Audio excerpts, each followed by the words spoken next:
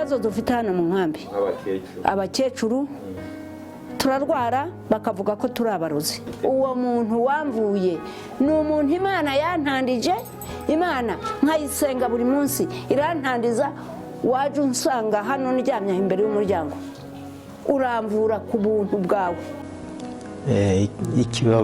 Ikibabaje nuko nyine usanga nk'umuntu w'umubyeyi nkuriya yaraboreye mu nzu, abantu bose bamwita ngo ni umurozi kuko yabaga ruhande yaho nabaga nje nari mushasha, ariko ngiye icyo nabonaga nuko nabonaga ari umukecuru, ari nka mama, nakwibuka yonje ari nka mama wanje arambara yari ameze kare nje, nicyo natekerezaga. Ikindi kintu cyambabaza ku mutima nuko aho hantu aba naho nabaga hari insengero hafi enye, abantu babaga biruka bahurura bagiye gusenga, bava gusenga, kandi umukecuru arambaraye hariya yahwereye, ariko nta muntu yigeraga avuga ati mwaramutse cyangwa mwiriwe.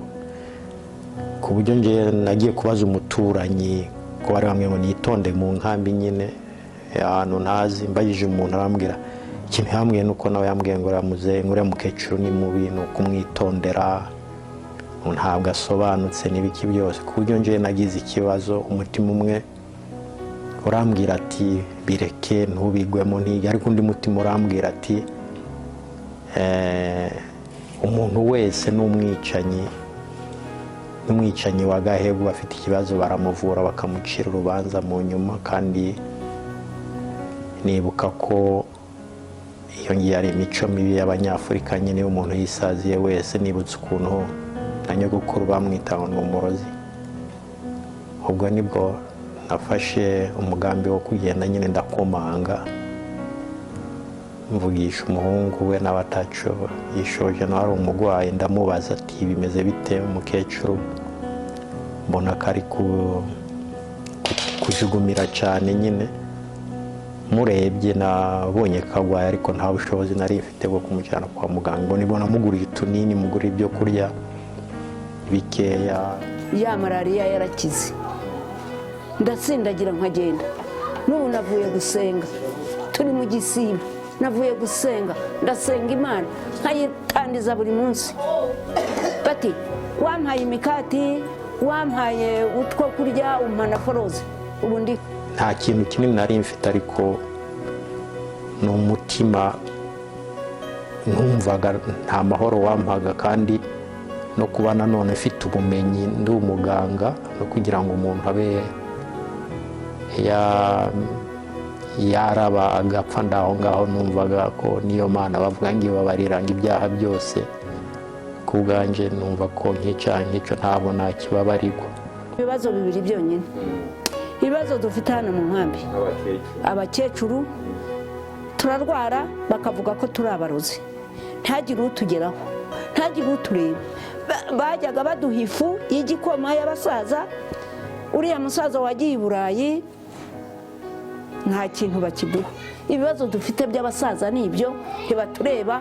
Umuhungu ntaza ngo aguceho, umugabo ntaza ngo aguceho, n'umugore ntaza ngo aguceho, kuko ngo turi abarozi. N'ibyo bibazo dufite hano mu nkambi.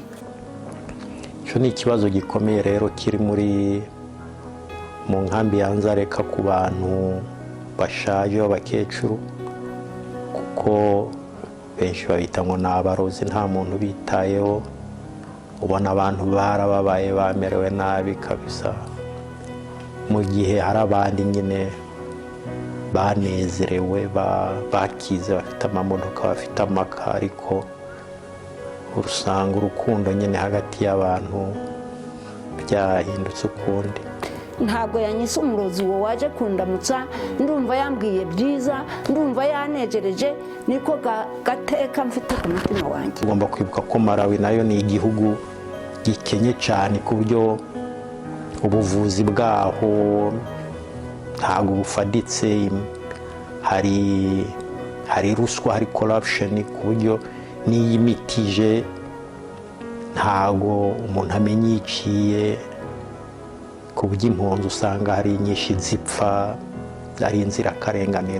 Nabaye mu nkambi y'ibyumweru 3 ariko nta munsi wijyana, niba hapfuye abantu baki mu nkambi ni 2, ku buryo hari ikibazo cy'ubuvuzi. Naho hari amafarumasi yo mu nkambi nayo usanga adafashije, kuko niba umuntu arembye yapfuye akagenda akagura imiti ya 500 cyangwa 200 nta kiri bumarira, ariko barayikugurisha tukizera ko wanyoye imiti.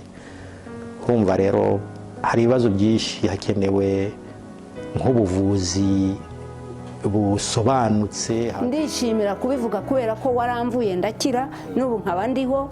Noneho kugira ngo mbivuge, noneho ibibazo by'abasaza batwita ko turi abarozi, tugira nabi, tukica abana ntawe twica. Ariko noneho nishimiye ko uje kunsura, uje kundamutsa, waramvuye ndakira. N'ubu neretsa Imana amaboko yanjye, uzakomeza untunge aho uzajya hose, uzabyereke n'abandi. Hakenewe abakangurambaga bagira inama abantu, bakabafasha kuba bakwivuza hakiri kare batararemba. Ariko ibyo ni ibintu bikeneye ingufu nyinshi ko abantu bashyira hamwe tukaba twabikora, kandi birashoboka kuko ndi umuforoma, ndi umu infirmiere, ndi umunesi. Hari impunzi ziri hanze, ziri abadogiteri, hari aba engineer, hari abaloya, hari abantu. Tugomba kumva ko ibibazo by'abantu bacu ari twebwe bireba, kandi tugomba gushyira hamwe tukabikemura.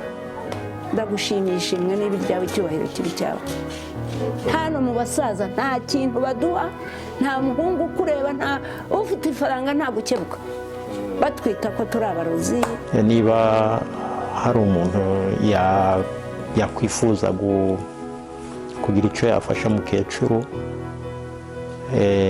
iyo niyo nimero yiwe mwabonye nagiye nerekana, ubwo mwamuhamagara. Mudashoboye kumubona ndaza gushyiraho n'indi y'umuntu nizeye nawe ukora ibikorwa byo gufasha, ku buryo icyo mwagerageje kugeza kuri mukecuru mwakimugezaho.